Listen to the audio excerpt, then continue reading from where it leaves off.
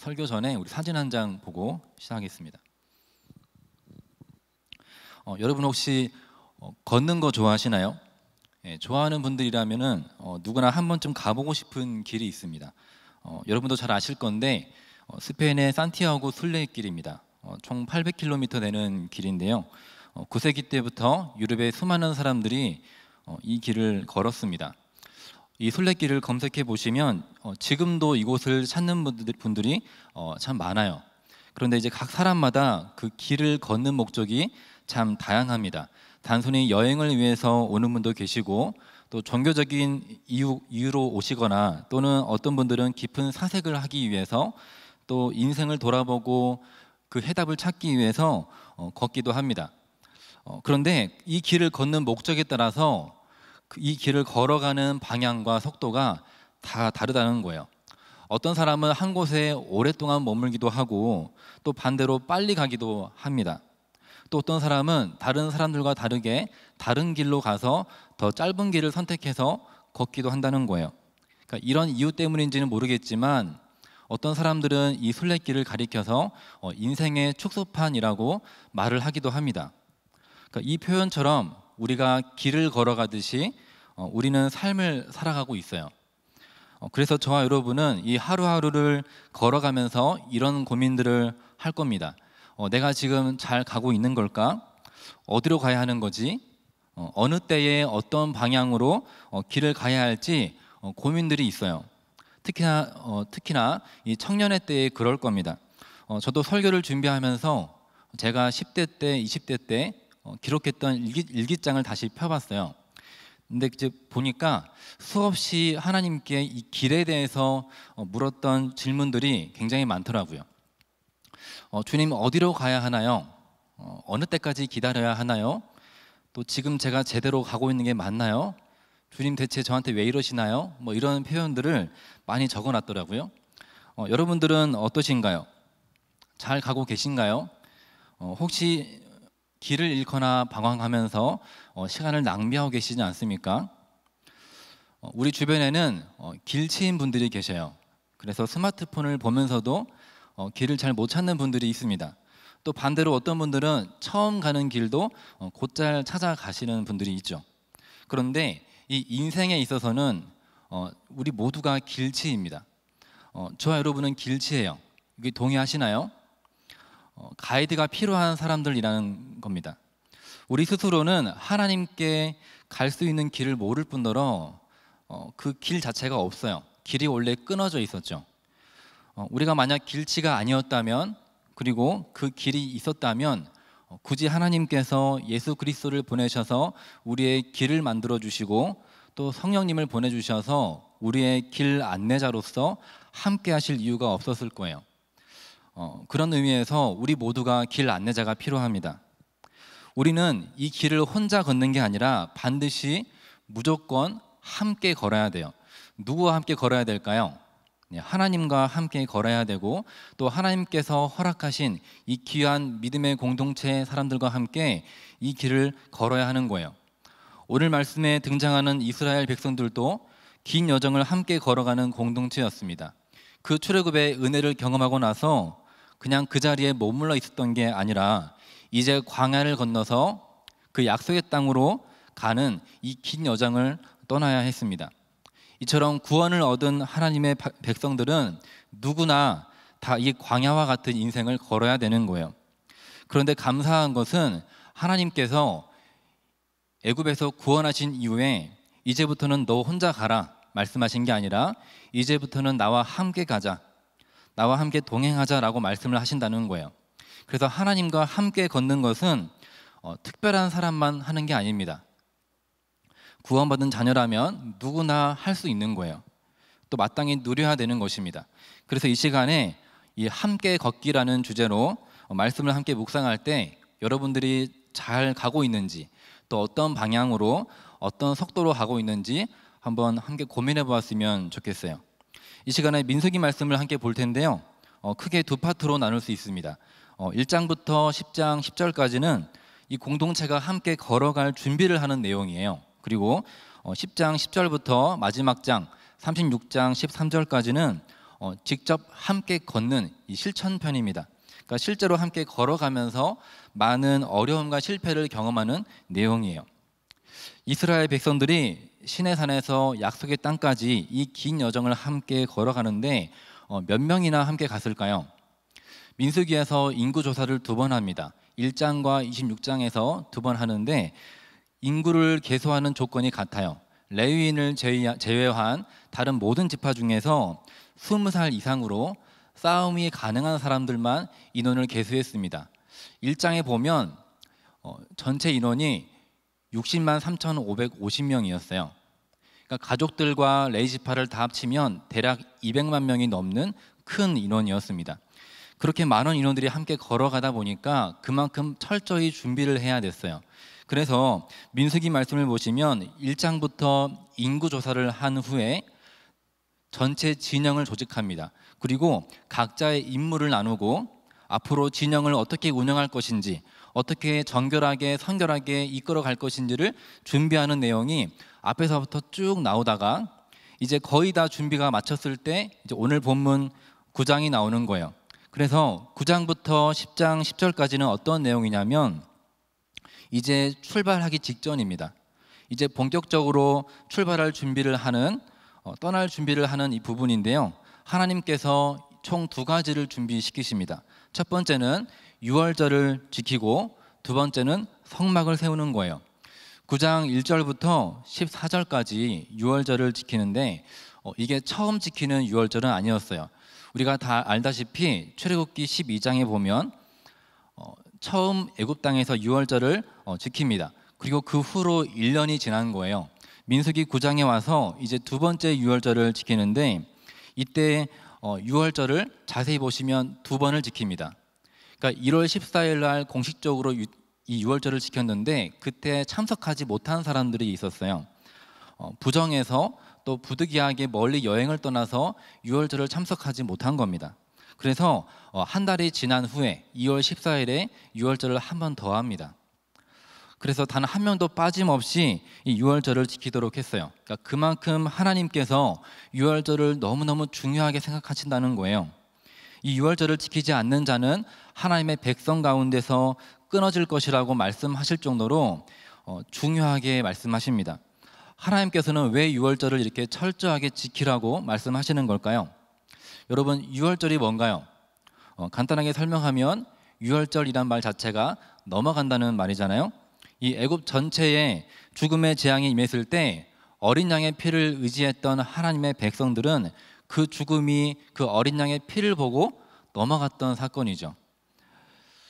이 유월절은 이스라엘이 그 애굽의 노예의 그 굴레를 벗고 해방됐던 그 역사적인 날을 기념하는 날이었습니다. 그런데 이스라엘의 역사를 보면 유월절을 매년 지킨 것은 아니었어요. 그런데 이 특별한 새로운 시즌이 시작될 때는 반드시 지키도록 했습니다. 예를 들면 출애굽했을 때, 그리고 시내산에 왔을 때, 그리고 여호수아 5장에 보시면 가나안 땅에 도착해서 여호수아가 첫 번째 전쟁을 앞두고 있을 때 유월절을 지킵니다. 이뿐만 아니라 하나님의 백성들이 왕을 세우고 또 그 이후에 심각하게 죄를 짓고 범죄했을 때 히스기야나 요시야 같은 왕이 등장해서 개혁을 외치고 성전을 정결하게 하는데 그때도 유월절을 지켜요. 그리고 그 이후에도 나라가 망해서 포로로 끌려갔다가 다시 고향에 돌아왔을 때 이 에스라 학자가 다시 성전을 건축하고 봉헌을 하는데 그때도 유월절을 지킵니다. 그러니까 이 이스라엘 사람들이 뭔가 새로운 시즌, 새로운 출발을 할 때 꼭 유월절을 지키도록 했다는 거예요. 방금 쭉 언급한 상황들을 보면 어떤 상황인가요? 전쟁을 앞두고 두렵거나 불안할 때, 그리고 죄로 인해서 넘어지고 실패했을 때, 그리고 노예로 끌려가서 고통을 당했거나 그런 어려운 상황 가운데 있을 때에 하나님께서 반드시 유월절을 먼저 지키게 했다는 겁니다. 왜 그렇게 하신 걸까요? 하나님께서 하나님의 자녀로서의 그 정체성을 다시 세우시는 겁니다. 이 공동체는 더 이상 노예가 아니라 어린 양이 대신 죽임을 당함으로써 하나님께서 건지셨고 이제는 하나님께 속한 이 백성이라는 새로운 정체성을 세우시는 거예요. 구원의 감격을 회복하고 정체성을 회복하기를 원하시는 겁니다. 하나님과 함께 걷는 거랑 정체성을 세우는 거랑 무슨 상관이냐라고 물을 수 있는데, 이스라엘 백성들은 이 출애굽이라는 이 구원을 경험했지만 여전히 그 애굽의 노예 근성을 가지고 있었어요. 그래서 자꾸 하나님으로부터 멀어지려고 하는 겁니다. 하나님을 떠나서 다시 애굽으로 돌아가려고 했어요. 그러니까 이것 때문에 우리가 하나님과 함께하는 것이 방해를 받는 겁니다. 노예 근성이 뭔가요? 자꾸 죄 밑에 들어가서 종노릇 하려고 하는 것을 말합니다. 이스라엘 백성들이 광야를 건너서 길을 가고 있는데도 자꾸 뒤를 돌아보고 애굽 땅을 그리워하는 거예요. 하나님의 백성들이 이처럼 자꾸 죄를 돌아보는 이 노예 근성이 있다는 거예요. 이것을 이제 땅에 묻어버리고 더 이상은 애굽의 노예가 아니라 하나님께 사랑받는 하나님의 아들, 딸로서 새롭게 시작하도록 정체성을 세우는 작업을 가장 먼저 하시는 겁니다. 이게 너무너무 중요해요. 고린도전서 5장 7절에 보시면 이렇게 말씀을 하고 있어요. 우리의 유월절 양 곧 그리스도께서 희생되셨느니라. 우리를 어린 양의 공로로 고통 가운데 끌어내셔서 하나님의 자녀로 삼으셨어요. 내가 얼마나 착하게 살았냐, 이게 중요한 게 아니에요. 예수님의 십자가의 보혈로 하나님의 자녀가 되었음을 잊어버리지 말라는 거예요. 우리를 위해서 벌거벗고 십자가에 오르신 그 예수 그리스도의 그 사랑을 기억하는 것이 하나님과 함께 걷는 첫 번째 준비입니다. 우리는 십자가를 기억하는 공동체예요. 십자가를 기억하지 않는 공동체는 정체성을 잃어버리는 겁니다. 십자가를 기억하지 않는 공동체는 하나님과 아무 관련이 없는 사모임이 되는 거예요. 여러분은 여러분의 정체성을 잘 붙잡고 계신가요? 우리는 이런 고민을 합니다. 내가 고통 가운데 있을 때마다, 그리고 내가 죄를 짓고 넘어질 때마다, 또는 두렵고 불안할 때마다 하나님께서 내가 너와 함께한다, 내가 너와 함께 걷고 있다 말씀하셔도 그게 귀에 잘 들어오지 않을 때가 있어요. 그러니까 나 스스로 이런 고민을 하는 거예요. 나 같은 자랑 하나님이 어떻게 함께 하실까? 내 상황이 이렇게 어려운데, 내가 이렇게 고통스러운데, 이렇게 내가 불안하고 두려운데 하나님이 함께 하시지 않는 것 같은 거예요. 그래서 의심하고 좌절하는 겁니다. 내가 그럴 만한 자격이 있는가? 여기에서 무너지는 거예요. 그래서 유월절을 먼저 기억하고 붙잡게 하시는 겁니다. 어린 양의 피가 우리에게 그 자격을 주는 거예요. 우리가 오늘 하루를 살아도 주님과 함께 걸어가는 이 복을 누리는 것은 오직 십자가의 은혜로 가능한 것입니다. 교회를 아무리 오래 다녀도 이 모임 안에서 나는 누구인가, 이 정체성이 분명하지 않으면 함께 걸어갈 수 없고 그 함께 걸어가는 기쁨을 알 수도 없어요. 그래서 하나님께서 우리와 함께 걷기 위해서 우리를 준비시키시는 첫 번째 단계는 십자가를 통해서 부여하신 우리의 새로운 그 정체성을 끊임없이 기억하고 붙잡는 것입니다. 그렇게 14절까지 정체성을 세우는 작업을 하시고 이제 15절에 보시면 함께 한번 읽어보겠습니다. 시작.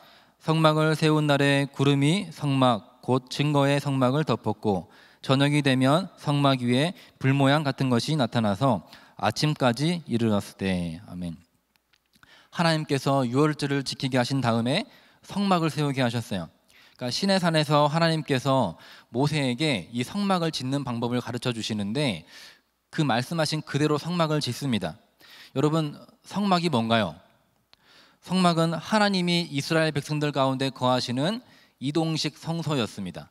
그러니까 이 성막은 하나님께서 임재하시는 곳, 하나님께서 함께 하시는 곳이에요. 그러니까 이 성막은 하나님과 그 백성이 만나서 친밀한 교제를 나누는 아주 중요한 장소라고 할 수 있습니다. 이러한 성막을 세웠다는 것은 단순히 텐트 하나 더 설치했다는 게 아니에요. 하나님이 그분의 자녀들 가운데에 함께 계신다는 이 엄청난 의미를 가지고 있는 겁니다. 그래서 이 성막을 세웠다는 것은 곧 이스라엘 사람들이 이제부터는 새로운 생활 방식으로 산다는 것을 의미해요. 이게 무슨 말이냐면 이 성막은 이스라엘 진영의 중앙에 위치해 있습니다. 그리고 이 성막을 중심으로 사면을 둘러싸서 이스라엘 지파들이 텐트를 치는 거예요. 근데 보통 다른 민족들은 이 중앙에 왕의 텐트를 칩니다. 그리고 그 왕을 중심으로 살아가요. 여기에서 왕을 중심으로 산다는 게 무슨 말이냐면 이제 왕의 명령을 따라 움직인다는 말이에요. 그런데 이스라엘 백성들은 그게 아니라 그 중심에 성막을 두고 성막을 중심으로 생활한다는 것입니다. 아, 성막이 들어왔구나, 그냥 설치됐나 보다 하고 그냥 무시하고 지나가는 게 아니라 이제는 다르게 살아가야 되는 거예요. 이제는 완전히 그 라이프 스타일이 바뀌어야 되는 것입니다. 하나님의 자녀들은 이제 우리 가운데 함께 하시는 그 하나님을 믿음으로 의식하면서 그 하나님의 그 명령대로 따라 살아가야 되는 거예요. 하나님과 함께 걷는다는 것은 그냥 교회만 왔다 갔다 한다는 게 아닙니다. 우리의 삶의 중심이 바뀌고 생활 방식이 바뀌는 거예요. 그분의 명령에 따라서 하나씩 하나씩 바꿔가는 것입니다. 우리의 말과 행동이 그분의 말씀에 따라 변화되는 것을 말하는 거예요. 여러분은 하나님과 함께 하시나요? 하나님이 여러분과 함께 하신다는 사실을 확신하십니까? 우리는 하나님과 함께 걷기라는 이 부분에 있어서 잘못된 로망을 가지고 있어요. 우리는 하나님께 수없이 질문하고 기도합니다. 하나님과 함께 걸어가길 원해요. 하나님, 내 길을 인도해 주세요. 하나님, 어디로 가야 하나요? 하나님, 지금인가요? 지금 내 직장을 때려쳐야 되나요? 이런 고민들을 수없이 합니다. 그런데 이 방향과 타이밍을 묻는 것보다 더 중요한 게 있다는 거예요. 우리의 정체성을 회복하고 성막을 세우는 일입니다. 이것이 없다면 우리가 어떤 타이밍에 어떤 방향으로 무엇을 하든 하나님과 동행하는 기쁨을 누릴 수 없을 거예요. 하나님께서는 아직 한 걸음도 뛰지 않은 이스라엘 백성들에게 유월절을 지켜라, 성막을 먼저 세워라 말씀을 하셨어요. 그러니까 내 삶의 중심에 하나님께서 함께 하신다는 것을 의식하고 생활 방식을 바꾸도록 하셨다는 거예요. 이것이 우리가 길을 묻는 것보다 더 중요하다는 겁니다. 이 작업이 먼저 있어야 되는 거예요. 아모스 3장 3절에 이런 말씀이 있습니다. 제가 읽어드릴게요. 두 사람이 뜻이 같지 않은데 어찌 동행하겠으며. 두 사람이 뜻이 같지 않은데 어찌 동행하겠느냐. 여러분, 우리가 하나님과 뜻이 같지 않다면 어떻게 하나님과 동행할 수 있을까요? 그래서 하나님과 함께 걷기, 두 번째는 성막을 세우는 작업입니다. 함께 하시는 하나님의 그 명령을 따라서 내 생활 방식을 바꾸는 걸 말해요. 그분의 뜻을 내 뜻으로 삼는 겁니다. 그렇다면 여기까지 우리가 이제 이해했는데, 그러면 하나님께서 그분의 뜻을 어떻게 전달하셨나요? 이스라엘 백성들은 어떤 방식으로 하나님의 명령을 전달받았나요? 하나님께서 두 가지 방법을 사용하셨어요. 첫 번째는 구름 기둥과 불 기둥, 두 번째는 은나팔이었습니다. 먼저 성막을 세운 날에 어떤 일이 벌어지나요? 구름이 그 성막을 덮습니다. 그리고 저녁이 되면 이 불 모양 같은 것이 성막 위에 나타나서 아침까지 있었다고 말씀을 하고 있어요. 근데 구름 기둥과 이 불 기둥은 서로 다른 기둥이 아니에요. 그러니까 기둥이 두 개가 아니라 같은 기둥인데 낮에는 구름이고 밤에는 불의 모양을 한 구름을 말하는 겁니다. 그러니까 원문을 히브리어 원문을 보면 이렇게 되어 있습니다. 이 구름 기둥이 밤에는 불 기둥처럼 보였다라고 되어 있어요. 그러니까 둘 다 똑같은 거예요. 그러니까 이 구름은 성막을 짓기 전부터 있었어요. 출애굽기 13장 21절에 보시면 한번 함께 읽어보겠습니다. 여호와께서 그들 앞에서 가시며 낮에는 구름 기둥으로 그들의 길을 인도하시고 밤에는 불 기둥을 그들에게 비추사 낮이나 밤이나 진행하게 하시니. 아멘. 자, 애굽의 바로 왕이 이스라엘 백성들을 내보낼 때 하나님께서 이스라엘을 그 홍해의 광야길로 인도하시는데요, 그때부터 이미 낮에는 구름 기둥으로 밤에는 불 기둥으로 인도를 하셨어요. 광야는 여러분도 잘 아시겠지만 낮에는 너무 덥고 건조한 곳이고 먼지가 많습니다. 또 밤에는 너무 춥고 짐승들이 돌아다니는 위험한 곳이에요. 그래서 낮에는 하나님께서 서늘한 구름으로 가려주시고 또 추운 밤에는 따뜻한 불로 함께 해주셔서 이 짐승들로부터 보호해 주셨어요. 그러니까 이스라엘은 덕분에 깊이 잠들 수 있었습니다. 그러니까 이스라엘은 잠들지만 하나님은 쉬지 않고 밤낮으로 그들을 돌보시고 늘 앞서 가셨어요. 그런데 이 성막이 세워진 후부터는 그 구름이 성막을 덮고 그 위에 머물렀다는 말씀을 하고 있는 겁니다. 그러니까 구름은 24시간 우리와 함께 하시는 그 하나님의 임재를 상징하는 거예요. 하나님께서 이 구름을 사용하셔서 이 이스라엘 사람들의 그 길을 인도하십니다. 민수기 9장 17절을 함께 읽어보겠습니다. 구름이 성막에서 떠오르는 때에는 이스라엘 자손이 곧 행진하였고 구름이 머무는 곳에 이스라엘 자손이 진을 쳤으니 아멘.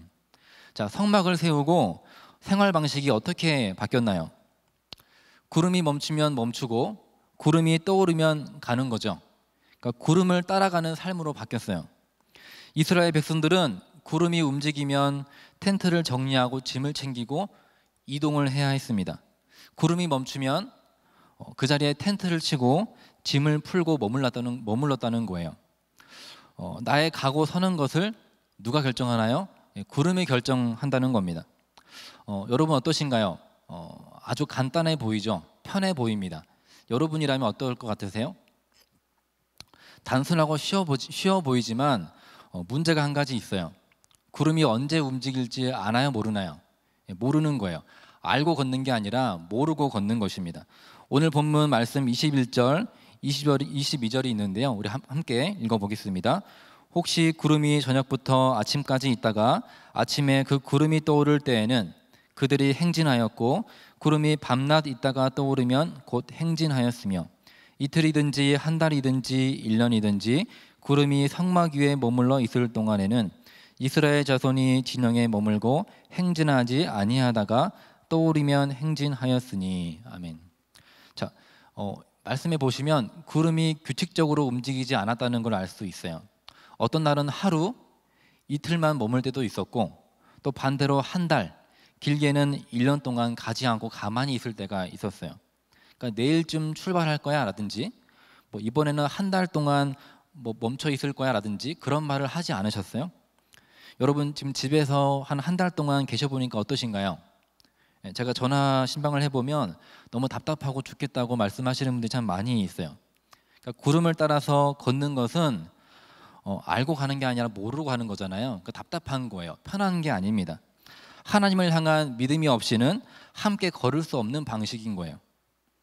구름기둥이 언제 움직일지 알 수 없습니다. 그러니까 이 말이 뭐냐면 길을 가는데 그 방향과 속도를 내가 결정하는 게 아니라 그때마다 하나님께서 구름을 통해서 이끄시는 대로 순종하며 따라갔다는 거예요. 그러니까 이게 쉬운 일이 아니죠. 불편하고 답답한 일입니다. 우리는 누구나 편안한 곳에 머물고 싶은 마음들이 있잖아요. 그리고 힘든 곳은 빨리 벗어나고 싶은 마음들이 다 있습니다. 쉬고 싶은데 가야 되고 빨리 가고 싶은데 머물게 하실 때가 있다는 거예요. 이제 겨우 자리 잡고 편해진 것 같은데 다 걷어내고 또다시 새로운 길을 떠나야 되는 그런 일들이 우리 인생 가운데 벌어진다는 겁니다. 그래서 우리는 혼자 걷는 것에 더 익숙한 사람들이에요. 혼자 여행을 가면 편한 부분들이 많죠. 신경 쓸 게 많이 줄어듭니다. 내가 먹고 싶을 때 먹고 내가 가고 싶을 때 가는 거예요. 내 느낌, 내 기분에 따라서 그게 기준이 되어서 움직입니다. 그런데 둘이 함께 여행을 가면 그렇지가 않죠. 두 사람이 함께 보조를 맞춰서 걸어야 되는 거예요.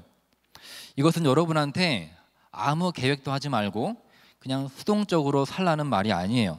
우리가 잘 알고 있는 말씀이 있는데요. 잠언 16장 9절 말씀에 보시면 함께 한번 읽어볼까요? 자, 시작. 사람이 마음으로 자기의 길을 계획할지라도 그 걸음을 인도하는 자는 여호와시라. 그러니까 계획하지 말라는 게 아니에요. 사람은 마음으로 길을 계획합니다. 기도하시면서 구체적으로 계획하시고 적극적으로 살아야죠. 그런데 우리가 계획한 대로 모든 것이 그대로 흘러가지 않는다는 말이에요. 때로는 내가 계획한 것과 반대로 전혀 다른 방향으로 가기도 합니다. 나는 머물고 싶은데 가야 할 때가 있고 나는 지금 마음이 급해서 뛰어가고 싶은데 한참을 머물러야 하는 일들이 우리 인생 가운데 벌어진다는 겁니다. 그런 일이 생기면 불안해하고 두려워하고 원망하고 불평하는 것이 아니라 그 걸음을 인도하시는 분이 계심을 기억하라는 거예요.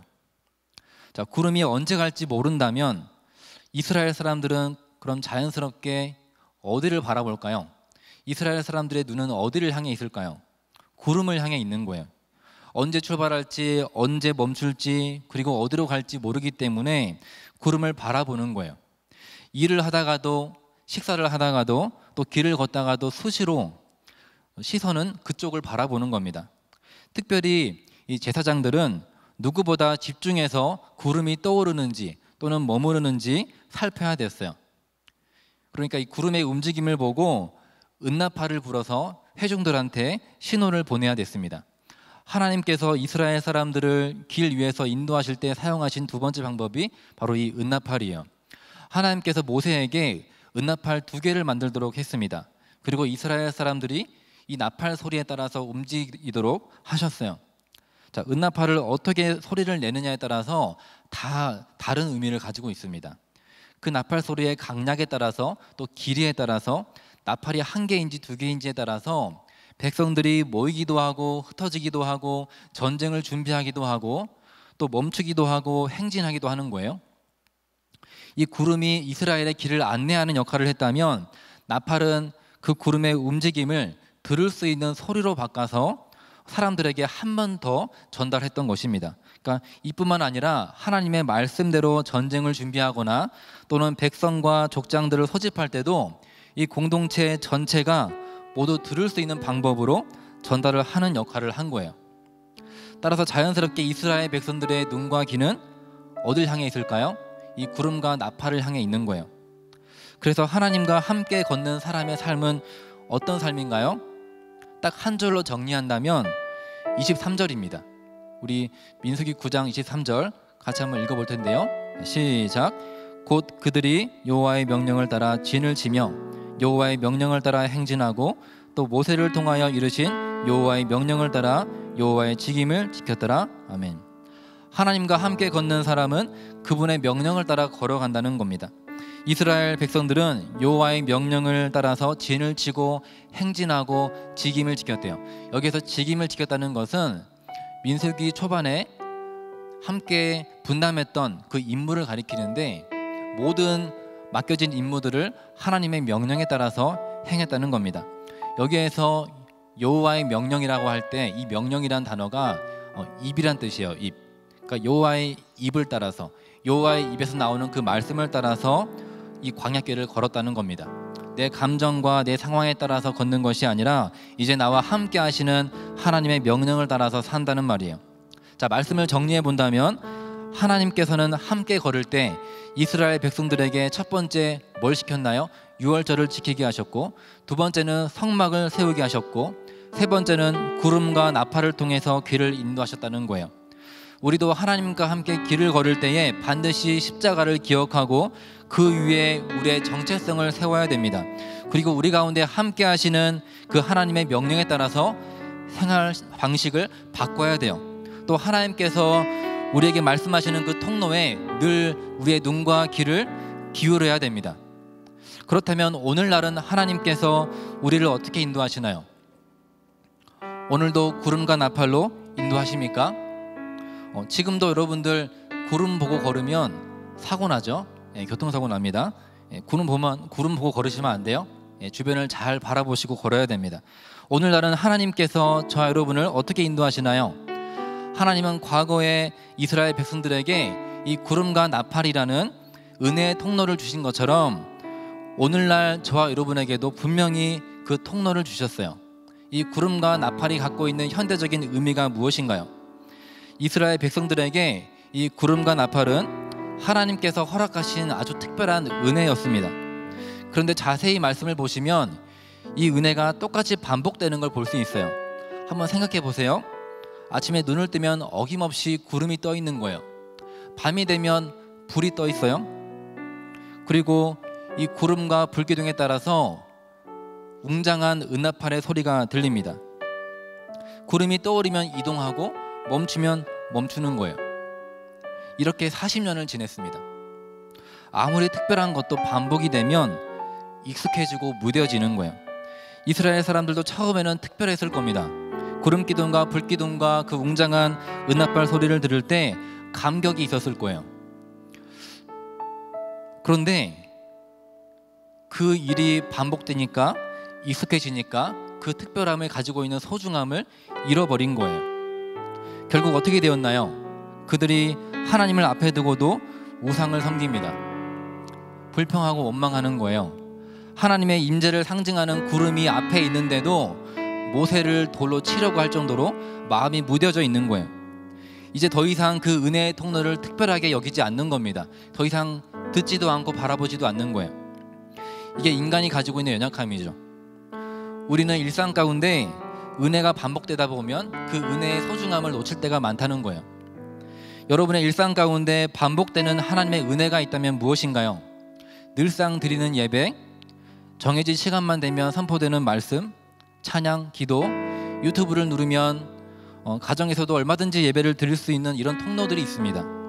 처음에는 코로나19 사태의 이 심각한 상황에도 아포솔 예배가 중단되지 않고 영상으로 예배 드릴 수 있음에 감격하고 하나님께 감사하며 그분의 말씀에 귀를 기울였던 사람들도 이러한 은혜가 반복되고 길어지면 우리도 그 은혜의 소중함을 놓칠 수 있다는 거예요.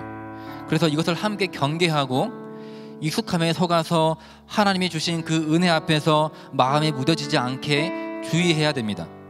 지금 우리는 일상의 소중함이 얼마나 중요한지 뼈저리게 느끼고 있어요. 매일 교회에 와서 함께 예배할 수 있음이 얼마나 특별한 것이었는지 우리는 알고 있습니다. 구름과 이 나팔은 이스라엘 사람들이 가나안에 정착한 이후에 사라졌어요. 하지만 그 이후에도 여호와의 입은 영원히 함께 하셨습니다. 여호와의 입은 사라지지 않고 이스라엘 사람들을 인도하셨어요. 그래서 이 가나안 땅에 정착한 백성들은 이제는 하나님의 그 말씀을 듣고 읽고 순종하는 방식으로 살아가야 했습니다. 그 여호와 하나님의 입은 오늘도 영원하셔서 저와 여러분에게 말씀하고 계세요. 저희들의 길을 인도하고 계세요. 한 번 더 질문하겠습니다. 여러분은 잘 걸어가고 계신가요? 하나님과 함께 걸어가고 계십니까?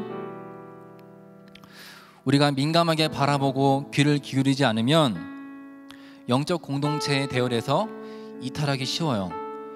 낙오자들이 생깁니다. 특별히 코로나19 사태로 서로 모이기 힘든 이 시기에 더욱더 그럴 거예요.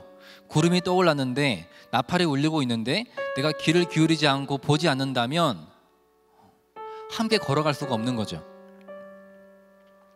빨리 가는 게 중요한 것이 아닙니다. 함께 가는 게 중요한 거예요. 하나님의 말씀에 귀를 기울이는 이 겸손한 마음과 자세를 우리가 놓치지 말아야 되는 겁니다. 오늘 말씀에서 하나님께서 이렇게 유월절을 지키고 성막을 세우고 구름을 세우고 은나팔을 불어서 이스라엘 사람들을 인도하시는 이유가 뭡니까? 하나님의 목적은 우리를 고생시켜서 뺑뺑이를 돌리시는 것도 아니고 또 빨리 가려고 하는 것도 아니에요. 하나님의 목적은 무엇인가요? 우리와 함께 걸어가는 것이 하나님의 목적이에요. 사랑하시기 때문에 우리를 혼자 두지 않으시고 하나님의 아들, 딸로서 신뢰를 쌓아가시면서 그 사랑을 나누시면서 천국 가는 그날까지 함께 걸어가기를 원하시는 거예요. 이 좋으신 하나님과 평생을 함께 걸어가시면서 그분의 뜻이 내 인생 가운데 하나도 빠짐없이 이루어지는 저와 여러분 되시기를 주님의 이름으로 축복합니다. 지금 함께 말씀을 기억하시면서 우리 하나님께 찬양 올려드리겠습니다. 주님 말씀하시면 내가 나아갑니다. 찬양합니다. 주님 말씀하시면 내가 나아가리라. 주님 뜻이 아니면 내가 멈춰서리라. 나의 가고 서는 것 주님 뜻에 있으니 오 주님 나를 이끄소서. 주님 말씀하시면 주님 말씀하시면 내가 나아가리라.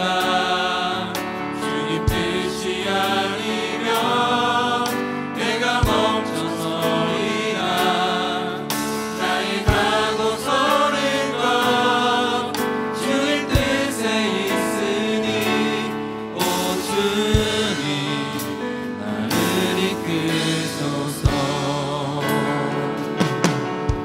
다신 그곳에 나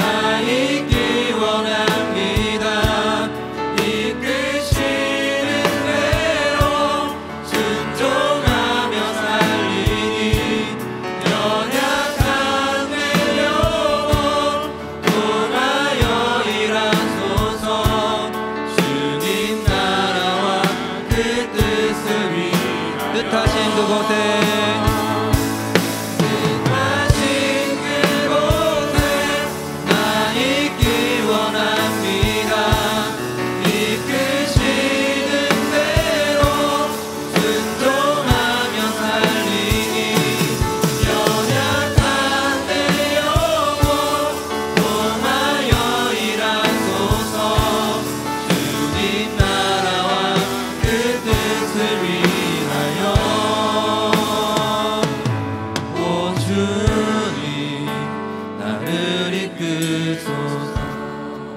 시간 말씀을 붙들고 함께 기도하기를 원합니다. 시간 하나님과 함께 걷기를 소망하시면서 세 가지를 놓고 함께 기도했으면 좋겠어요. 먼저 십자가의 보혈을 위해 우리의 정체성이 회복되게 하여 주시옵소서. 두 번째는 하나님의 말씀을 따라 우리의 생활 방식이 변화되게 하여 주시옵소서. 마지막으로 우리의 일상 가운데 허락하신 그 은혜의 통로들을 소중히 여기는 마음을 회복하게 하여 주시옵소서라고 우리 주여 한번 외쳐 기도하겠습니다. 주여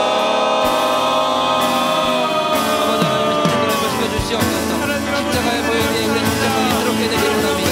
하나님 나를 바라보는 것이 아니라 하나님께서 어린 양을 통하여서 살아내셨고 구원하신 아버지의 은혜를 다시 한번 기억하게 도와주시옵소서. 돌아진 세상에 저주를 받기를 원합니다. 우리의 정체성이 다시 한번 회복되기를 원합니다.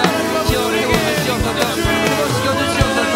하나님 우리 가운데 성막을 세우게 도와주시고 하나님의 그 말씀을 따라 그 중심이 되어주셔서 하나님의 말씀을 따라 우리의 생활 방식이 변화되기 원합니다. 우리의 중심이 변화되기 원합니다. 하나님과 함께 걷기를 원합니다. 주여 도와주시옵소서. 하나님 이스라엘 백성들을 나팔과 구름으로 인도하셨던 것처럼 오늘 날에도 우리와 함께 인도하시고 계시는 주입니다. 하나님 도와주셔서 우리의 일상 가운데 허락하신 은혜의 통로들을 귀하게 여길 수 있도록 주여 도와주시옵소서. 우리 삶에 돌아서 아버지께 함께 살아가는 사람으로 시작과 같이 도와주시옵소서. 다시 한 마음 간절히 기도합니다. 하나님과 하나님께서 예배하는 모든 자들이 하나님의 임재하신 가운데 예배하는 것을 도와주시고 하나님과 함께 살아가는 은혜를 하여 주시옵소서.